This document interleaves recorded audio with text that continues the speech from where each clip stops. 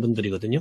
그래서 빨간색 구독 버튼이 켜져 있는 분들만 꼭 새롭게 구독을 눌러주시고 봐주시면 대단히 고맙겠다는 말씀을 드립니다. 제가 항상 이 알찬 방송으로 여러분들께 분석해 드리도록 모든 노력을 다하고 있습니다. 이번 시간에도요, 이 검찰 관련, 이 국정 전반에 관해서 지금 나라가 나라답지 않아요. 그야말로 한 번도 경험해보지 못한 나라를 문재인 정권이 만들고 있는데요. 이 한 번도 경험해보지 못한 나라는 말은 바로 문재인 정권이 만들어낸 말이에요. 그러니까 이거 하나만 보더라도 얼마나 현 문재인 정권이 무능한 정권인지, 위선적 정권인지, 이중적 성격의 정권인지를 우리가 이제 알고도 남는다. 그래서 이 민주국가에서 이 정권 성적을 매기는 날이 언제냐면 선거날 매기게 돼 있어요. 민주국가에서는 이 군사 쿠데타가 일어날 수 없잖아요. 일어나서도 안 되고. 그렇기 때문에 항상 선거만이 무혈혁명을 할 수 있는 유일한 지금 수단이 되고 있습니다.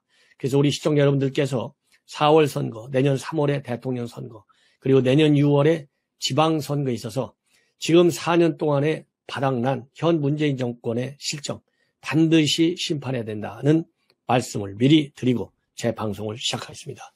여러분들 잘 아시다시피 오늘 2월 26일 날 처음으로 이 코로나 백신 접종이 시작됐어요.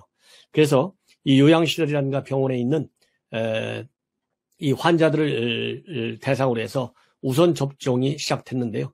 이 우선 접종 지금 총 약 한 28만 명 정도가 되는데 오늘 접종을 마친 분들은 한 1만 7천 명 정도가 돼서 5% 정도 접종이 완료가 됐다.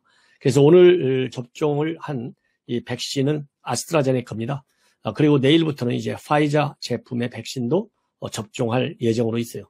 그런데 오늘 접종자 중에서는 한 3명 정도의 약간 후유증, 이 부작용이 나타난 사례가 있었는데요. 아직까지는 생명에까지 지장은 없는 것으로 그렇게 알려지고 있습니다.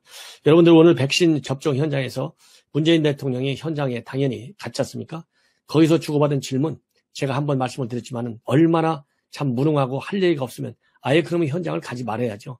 거기서 저에게는 언제 접종 기회를 주시겠습니까? 이렇게 말도 되지 않는 질문하니까 정은경 총장은 순서가 아직 안 왔습니다.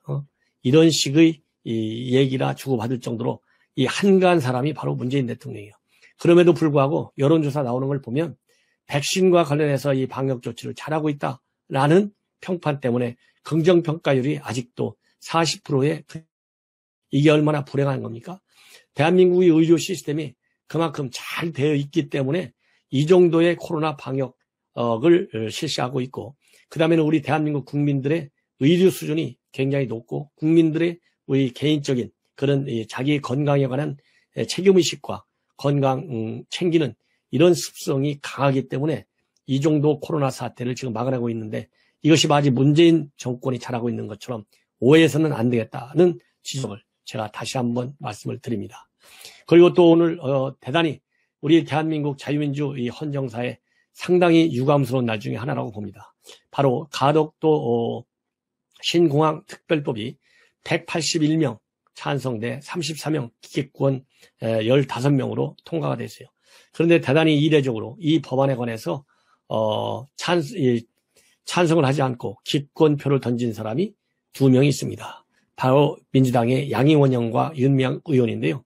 왜 기권표를 던졌냐면 이 발의할 때만 해도 이름을 올렸는데 바로 이 양이원영 의원의 경우에는 환경운동연합 출신으로서 현재 당 환경특별위원장을 맡고 있다고 합니다. 그래서 이 환경적인 측면에서 이 법안이 문제가 굉장히 많기 때문에 기권했다 이렇게 밝히고 있고요.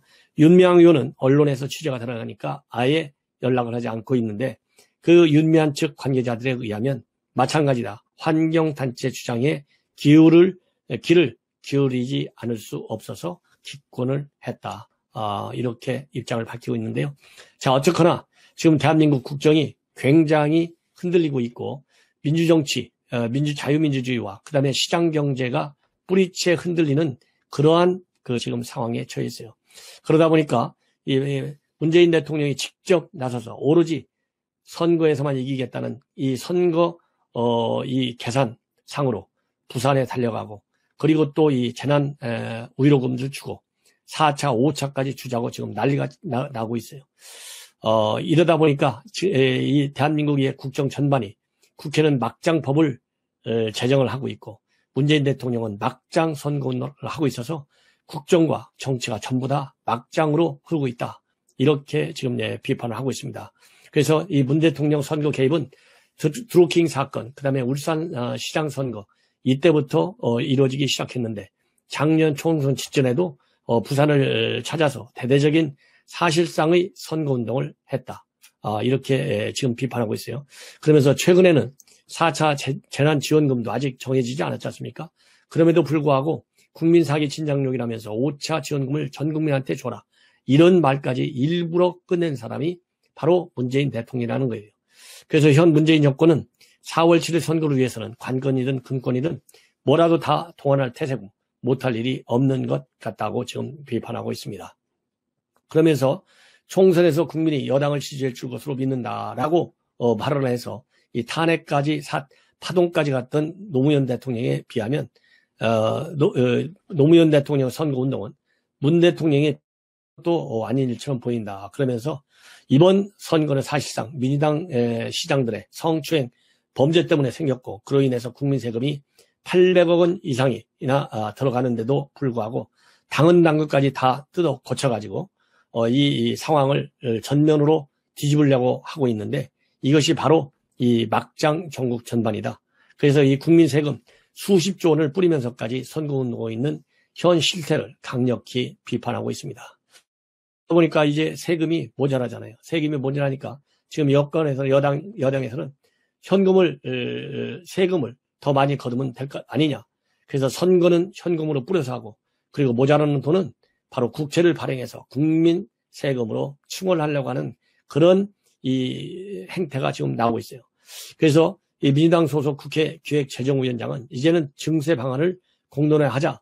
그래서 아이디어를 쏟아내고 있는데요. 그러다 보니까 여당 의원 중에는 고소득자와 상위 100대 기업에 대해서는 연간 3조에서 5조 정도를 추가로 걷다. 이런 법안을 발의하겠다라고 얘기하고 있고 또 어떤 의원은 부가가치세를 1 내지 2포인트 정도 인상하자. 이런 얘기도 하고 있고요. 또 주식 투자 소득에다가는 5% 정도의 세금을 물리자. 그리고 주택 재산세율도 최대 10배 정도 높이자. 이러한 식의 중구난방식 증세 방안이 나오고 있어요. 더군다나 지금 100조에 가까운 일자리 예산을 퍼부었는데 세금으로 뿌렸는데 전혀 실효성이 없어요. 그리고 경제성도 없는 지역사업에다가 70조 이상을 뿌려가지고 생활 SOC 사업에도 또 수십조 원을 배정했어요. 이러다 보니까 그리고 재난지원금 지금 현재 14조 이상이 들어간다는 거 아니겠습니까? 이러다 보니까 지금 현재 대한민국의 국가 부채가 문정부 첫 해 출범할 때는 660조였는데 지금은 4년 만에 1000조에 육박할 전망이 있고요. 이러다 보면 국가 부채 비율이 문정부 이전 때 30%돼 있던 것이 이제는 40% 후반으로까지 늘어나고 있어요. 이러다 보면 지금 그러지 않아도 국제신용평가사들은 우리 한국의 급속한 부채 증가를 굉장히 경고하고 있습니다. 자, 이렇게 되면 대한민국 국가의 신용 등급 강등 위험선이 40%이기 때문에 굉장히 위기에 처할 수도 있다. 그래서 이 문재인이가 얘기했던 증세 없는 복지대로 더 문재인 대통령이 주장했지 않습니까? 요것도 이제 뒤집힐 가능성이 커요. 그래서 민주당에서는 증세 안에 대부분 고소득자, 그 다음에 대기업들을 표적으로 하고 있고요. 소수에게 돈을 뜯어가지고 다수한테 돈을 뿌려서 선거는 결국 투표 수대로 이 승패가 결정되잖아요. 그래서 소수의 돈을 뜯어서 다수에게 뿌려서 선거만 이기면 된다라는 이런 안일한 이런 이 선거 전략, 국정 운영의 기조를 유지하고 있는 문재인 정권 반드시 우리 국민 여러분들, 전옥현의 안보 정론을 사랑하시는 시청자 여러분들께서 강력히 견제해야 되겠다는 말씀을 다시 한번 드립니다. 오늘 중앙일보에서요 상당히 이례적으로 김종인 비대위원장하고 인터뷰를 했습니다. 이 인터뷰의 핵심은 서울, 부산 두 지역의 유권자들 국민의식이 굉장히 높기 때문에 다 이길 수 있다. 그러면서 현 문재인 정권의 무소불위 권력을 혹독하게 평가할 것이다. 그리고 이 안철수 후보가 지금 단일 후보를 맨 처음부터 주장하고 나선 것은 국민의힘 후보를 만만하게 봤기 때문인데 이번에 토론회 하는 걸 보니까 좀 공부는 많이 한 것 같아서 옛날보다는 나아졌다. 그리고 윤석열 지지율을 보면 욕심낼 정도로 되는데 이 별을 볼 순간의 이 선택 기회는 자주 오는 게 아니다. 그래서 윤석열 총장이 이제 결정을 할 때가 되지 않았느냐, 이런 그 시각을 나타내고 있습니다. 그래서 별의 순간은 딱 한 번 오는데 놓친 뒤 후회하면 소용이 없다, 이렇게 얘기를 하고 있고요. 그리고 김동연 전 부총리와 관련해서는 이 현 문재인 정권과는 특별한 관계가 없다. 그래서 이제 코로나 여파로 인해서 연말까지 경제 상황이 어려워지면 결국 노무현 정부 말기 때처럼 국민이 경제 대통령을 찾을 수 있는 상황이 올 것이다, 이렇게 얘기를 하고 있습니다. 그리고 본인은 이제 비대위원장직이 끝나면, 결국 재보선이 끝나면 자연으로 돌아간다. 더 이상 얘기할 게 없다. 본인은 당겨도 안 가고 끌려가는 사람도 아니다. 더는 안 한다. 이렇게 딱 잘라서 얘기하고 있는데, 이 얘기는 이 김종인 비대위원장이 이 선거가 끝나더라도 둘 중에 하나만 이겨도 당 대표로 공식적으로 나설 것이고, 그러면서 국민의힘의 대통령 후보로 나설 것이다 라는 세간의 의혹에 대해서 이렇게 딱 잘라서 부인한 것 같습니다. 자, 오늘 동일한 날짜예요. 이 홍준표 의원 요즘 연일 김종인 비대위원장을 강타하고 있어요.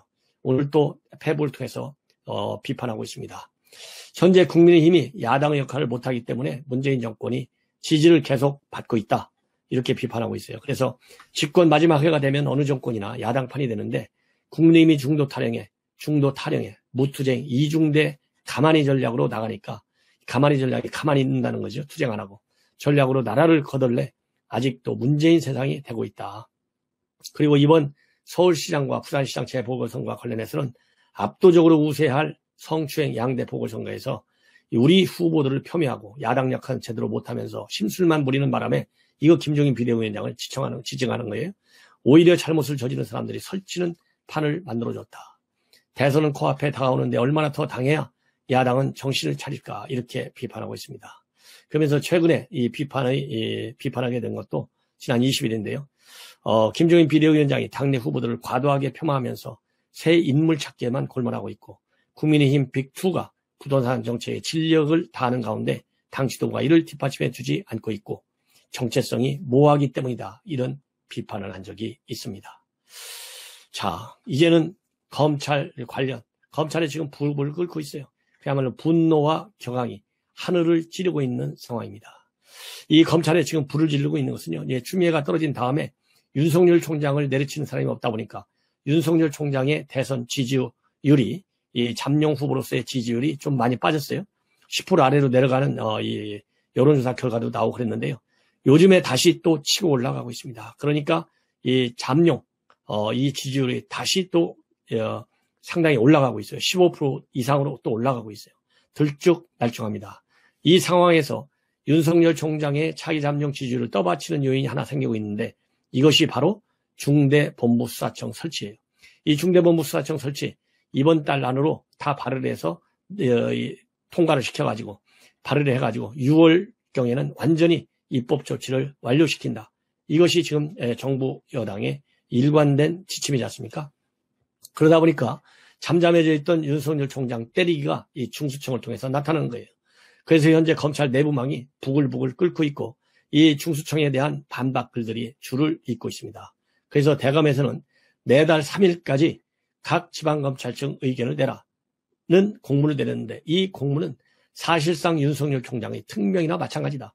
누가, 어느 검찰이 현 정권의 애완견 검사들을 빼놓고 누가 이 중수청 설치하는 것을 찬성하겠습니까?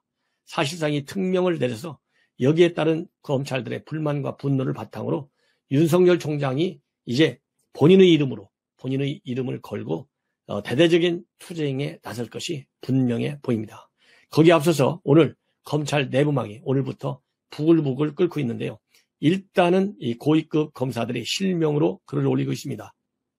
그래서 오늘 올라와 있는 것은 박철환 대구지검 안동지청장, 구승모 대검 국제협력 담당관, 차호동 대구지검 검사, 이런 사람들이 얘기하고 있는데요. 이런 분들이 그동안에도 검찰을 흔드는 추미애발 그러한 이 내용에 관해서 주로 반박을 많이 하고 이 반발의 불꽃에 불을 붙인 사람들이 지금 제가 실명으로 드린 그런 검사들이에요.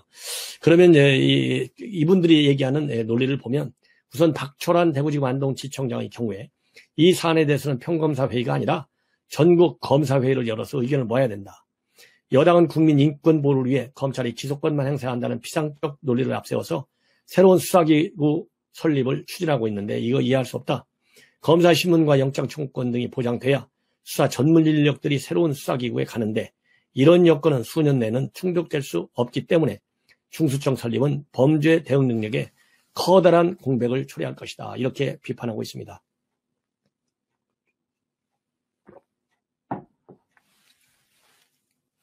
그리고 이 구승무 대검 국제협력관도요. 주요 각국 검찰이 중대범죄 수사라는 제목의 글을 올렸는데 여기서 주요국 사례를 거론하면서 수사기소 완전 분리된 나라가 없다 강조하고 있어요. 미국은 연방 차원의 중대사건에서 연방검사가 수사 개시 결정 권한을 갖고 수사를 진행하고 영국의 중대범죄수사청도 복잡한 경제문제, 뇌물 및 부패 사건은 검사와 수사관이 수사와 기소를 통합시킨다. 그러면서 정확하지 않은 사실에 기초해서 국회에서 형사사법제도 개정을 성급히 결정하는 일은 있어서는 안 되겠다. 이렇게 지금 비판하고 있습니다. 그리고 차호동 이 대구지검 검사도 수사와 공소의 분리가 세계적인 추세, 이건 절대 아니다. 이런 제목의 글을 올리고 있어요. 그래서 수사와 공소의 분리는 그 자체로 모순된 개념이다. 검찰이 직접 인지에 게시하는 수사만 수사이고 공소 제기를 위해 증거를 수집하는 과정은 수사가 아니라고 하는 인식은 잘못된 것이다. 이렇게 비판하고 있습니다. 자, 여러분들 최근에 김진욱 공소처장도요. 이 수사와 공소, 이 분리 문제는 신중하게 검토해야 된다. 공수처가 일단 수사 파트와 공수 파트를 분리 운영해서 일단 실험적으로 운영해 보겠지만은 이 수사와 공소 상당한 연관성을 갖고 있기 때문에 두 못 자르듯이 자르는 것은 적절하지 않다. 이런 지금 비판을 한 바 있어요. 그래서 여당이 이렇게 속도를 내는 것과 관련해서 이 검찰 안팎에서는 형 전권을 겨냥한 검찰 수사가 계속된 데 대한 보복이다. 이렇게 지금 나오고 있습니다. 그래서 제가 보기에는 이번 대검에서 전국지방검찰청 의견 공문을 내렸잖아요. 얘기하라고. 이러면서 이제 검찰 안에서의 이 반란이 집단화될 가능성이 상당히 커지고 있다. 이렇게 저는 생각을 합니다. 자, 그러다 보니까요. 지금 검찰 내부에서도 직을 직접 걸고 투쟁을 해야 된다. 아니면 직을 내려놓고 투쟁을 해야 된다. 이렇게 크게 양분이 되고 있습니다. 양분이 되고 있는데 제가 보기에는 직을 걸되 사퇴는 하지 말고 7월까지 끝까지 싸워라. 왜냐하면 이게 3월 이달 중에 발의를 해서 지금 4달이죠. 3월 중에 발의를 해서 6월 중에 입법 조치를 완료하게 돼 있거든요. 그런데 윤석열 총장의 임기가 7월이지 않습니까? 그렇기 때문에 사퇴를 하면 안 된다는 것이 저의 주장입니다. 이런 상황에서 오늘 보수단체 이 집회가 있었는데요. 여기에서 전광훈 목사가 윤석열 총장에 대해서도 한마디 했습니다. 문 대통령과 싸우는 척만 하고 그렇게 해서는 대통령을 못한다. 1948년 8월 15일 건국을 인정할 수 없다고 말한 대통령을 비롯해서 대법원장과 국회의장까지 모두 현장 체포하라. 이렇게 비판하고 있고요. 또 이 박찬종 변호사도 3월 1일 이 보수단체 집회를 원천 봉쇄하고 있는데 그런다 하더라도 반드시 서울 시내 곳곳에서 모여서 국민주권 행사를 극대화하는 날로 만들어야 된다. 그래서 눈에 보이지 않는 2,500만의 민심이 보이는 날로 해야 되겠다. 이렇게 주창을 하고 나섰습니다.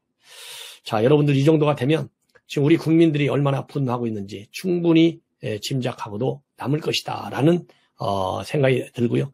더군다나 이성윤이는 수원지검에서 김학의 사건 불법 충돌과 관련해서 3차례나 공식적으로 이 소환에 응하도록 소환장을 발부했는데도 불구하고 오늘 이 프레스 릴리스 즉 보도자료까지 내고 또 수원지검에 진술서까지 내서 절대 소환에 불응하겠다라고 하는 강한 의지를 표명했어요. 이게 얼마나 참 무식한 사람입니까?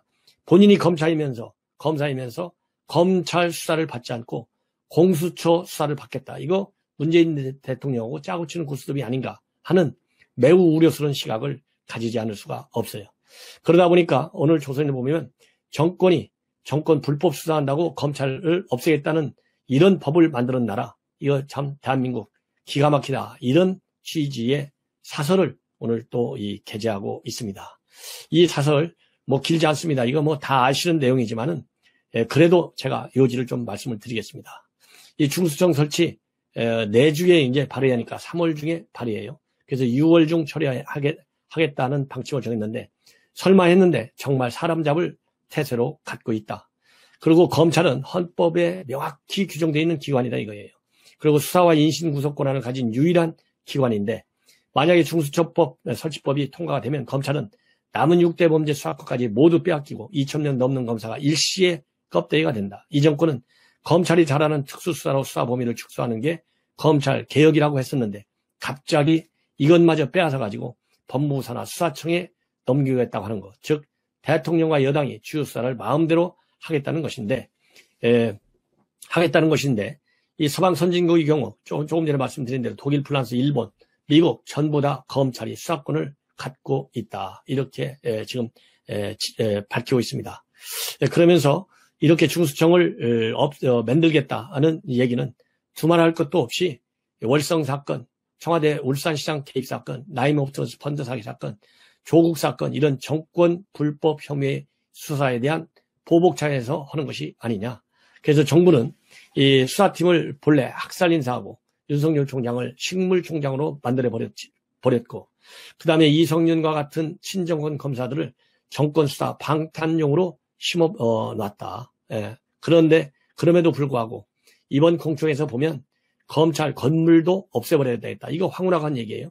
이 정도로 현재 이 검찰 폐지법을 밀어붙이고 있는데 이것은 바로 도둑이 몽둥이를 들고 검찰을 위협하는 거나 마찬가지다. 그래서 정말 앞으로 무슨 일이 벌어져도 놀랍지 않은 나라로 가고 있다.